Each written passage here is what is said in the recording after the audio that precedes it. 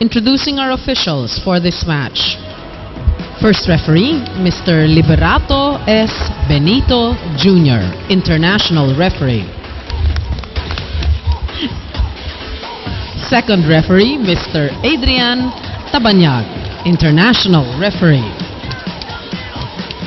Let's call on our starting lineup from our Lady Troopers, our defending champions of the Philippine Army. Let's start off with their team captain with jersey number 7, Tina Salak. At number 3, Joanne Bunag. Wearing jersey number 9, Michelle Carolino. At number 4, Mayet Carolino. Wearing jersey number 15, Jacqueline Alarca. And at number 13, Rachel Ann Dakis. Libero number 2, Patricia Siatan Torres. Head coach, Sergeant Rico De Guzman.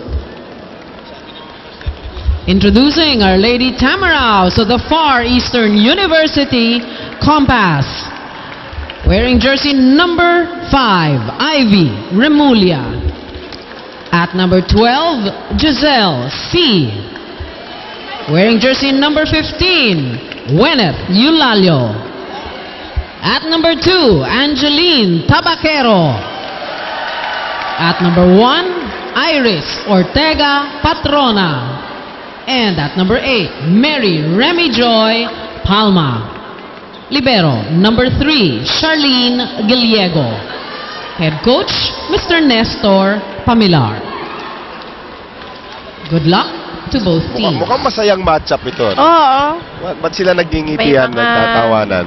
Ito kasi, alam mo, Noel, dito sa Pilipinas, no? Hindi mo alam, may mga, maraming mga tournaments na nangyayari. Hindi lang yung mga major tournaments na kino-cover natin. But around, lalo na sa South, madami yan. So, yung mga players na nakikita mo ngayon, marami dyan, naglalaro rin doon. Well, titignan natin ngayon if they can bring that kind of intensity dito. No? Ang daming fans. Of course, when we heard the name of Tabaquero, nagsigawan tao. They heard the name of Dakis, nagsigawan ng tao. And these are names na talagang synonymous already to Philippine volleyball thanks to the Shakey's League. And all around, kahit sa mga probinsya, lalaro dyan si Angge, lalaro yan, isa yan. Si Ivy sa South. Yan. Oh. Si Ann, naglalaro pa yun. Naman yung Tina Salak, nakakuha kaagad ng ace. Oh, yes. Yan ang sidelight dito. No? Si Rachel Ann Dakis playing against her former team for the very first time. Salak, Patrona on the reception. Here's Giselle C. sending it across. And that one is dropped in by Tabaquero. So bawi ka agad ito si Angge. Of course, si Angge. Oh, that all too familiar grin. May braces pa ba? Meron pa rin. Here's Captain Giselle C. on the serve. Alarca on the reception. Buna gets to punch it across. Gets the check. Ito maganda to because yung mga veteran players natin, they will try to outsmart each other. Right. Especially at the net. This is really nice to see. Alam mo, yung biggest beneficiary of this game will be FEU talaga. Regardless of the outcome. Grabe yung magiging training nila. In fact, the presence of Ateneo and FEU dito sa ating open conference benefits them so much. Yes, true. Pati na rin yung perpetual, di ba? In the form of learning, di ba? Yung lessons na makukuha nila, whether they win it or they lose it. Right. Here's the running attack of Gwyneth Eulalio. That's off the block. So Eulalio gives FEU the lead. 3-2.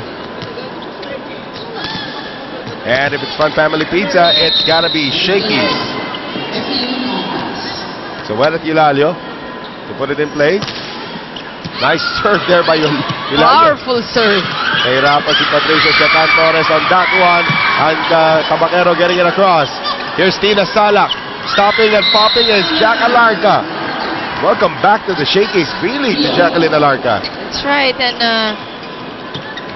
yung palo niya, hindi pa yun yung alam natin na kayang i-produce nito si Jack Alarca. Sample pa lang yan. As former MVP of the UAAP.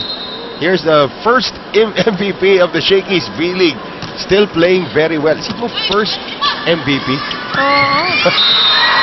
And here's another point. This time scored by Palma. Very tall girl for Coach Nes Pamilar. Hitting it right in the middle. So Mary Remy Joy Palma getting that one in. Tabaquero on the serve. And Torres cannot contain it. 5-3 FEU.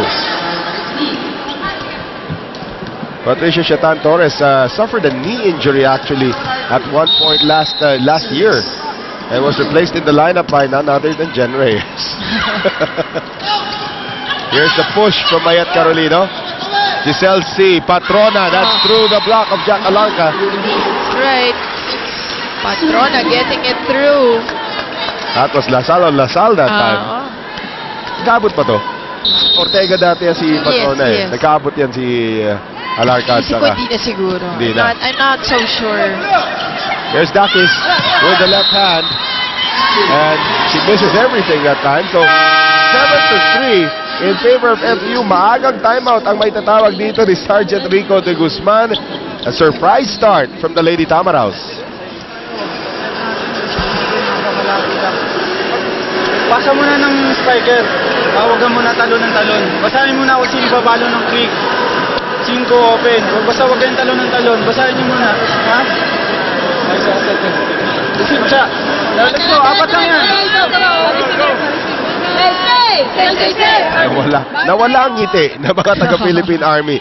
FEU Makati is now open. They're now accepting applicants in accountancy, accounting technology, information technology, and business administration. Call 8362002 or visit www.feu.edu.ph. And FEU Main, ito yung naglalaro ngayon, ito yung Moraita Group. Baka may mahanap din na volleyball player Ay, sa hindi malabo FEU mangyari Makati. yan. Ano? Here's Dakis, taga-Taytay. Yan. Nasabi ko sa'yo pag may laro tayo dito at nagkataon third game itong Army, kahit di na ako sumabay sa'yo, pwede na ako sumabay dito kay Dakis, malapit na sa amin. Feeling ko nga mas gusto mo talaga sumabay sa kanya. Hindi, alam mo mahirap, pag sasabay ako kay Dakis, kakain kami ng marami. Sabagay, pag ikaw rin kasama ko, Sabi ko na nga ba? Yan across is Patrona. Here's Alarca. Torres. Now they set up Dakis once again. Iliego there on the dig. And Remulla. Nice save there coming from Patricia Torres. Tina Salak. Giselle C. Patrona. Yes. Beautiful cross-court hit. Very nice. Another great offensive thrust there from FEU. They are off to a hot start. 8-4, Lady Tamaraws.